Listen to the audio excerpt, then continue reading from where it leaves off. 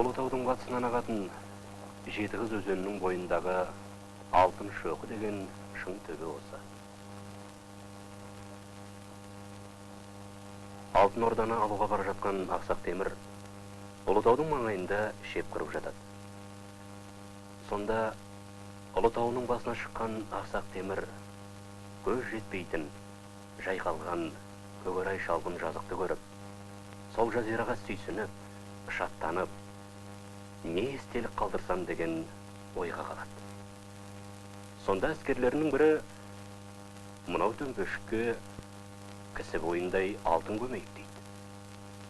Сонда ақсақ темір: «Ол, мен кісі бойындай алтын көмсем, сендер таласып қырылмайсыңдар ма?»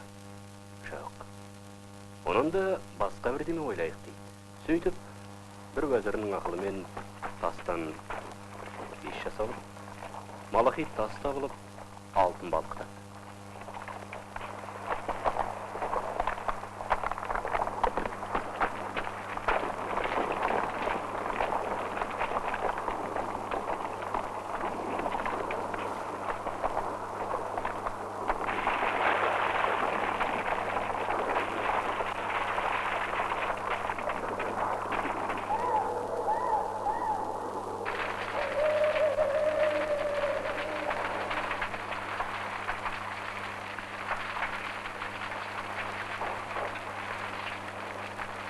Өзі малахитте 793 қой жылы, біздің жол санауымызша 1391 жылы елге Тоқтамыс ханға қарсы жорық жасаған тоқмақ ақсақ темір келді.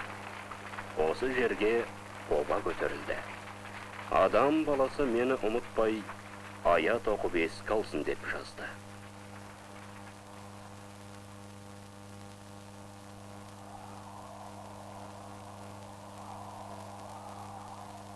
Ол тас 1936 жылдан Эрмитажда тұр. Содан бері бұл төбе Алтыншақ атанған.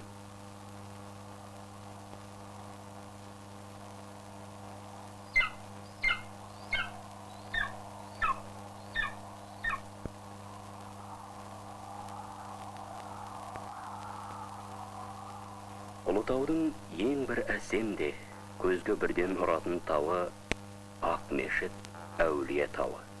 Осы тауға баратын жалғыз аяқ жол жатыр. Халық сол жермен тау үңгіріне кіріп, құлшылық жасаған. Етектегі жалпақ таста малдарын құрбандыққа шалып, бұлақтан су ішіп, үңгірге түнейтін болған.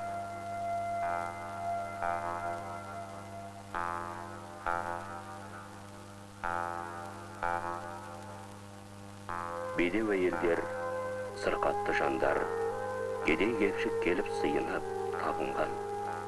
Әлі күнге шейін халық қастерлеп басына түнеп жүреді.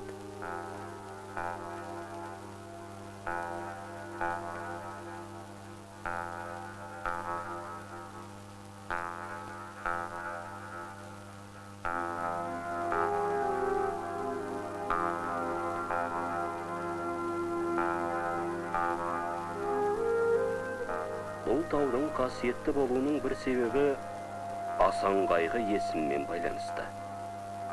Ол осы жер ұйықта өзі әулие санап, қастерлейтін бәйбішесі тананы жерлеген.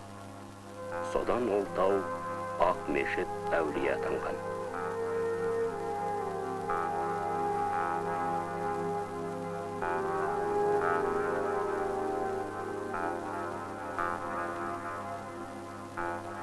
Бұл таудың шыңына шықсаң, Ұлытау, Кішітау, Арғанаты, қазақтың сары даласы түгел көрінеді.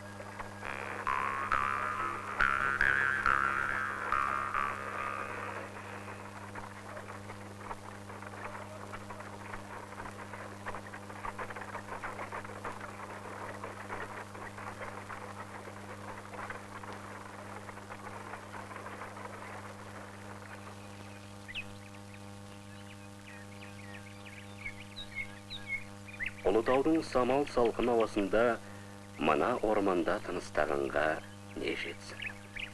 Бұл орманда берге дейін неше түрлі аңдар мен құстар қаптап жүретін.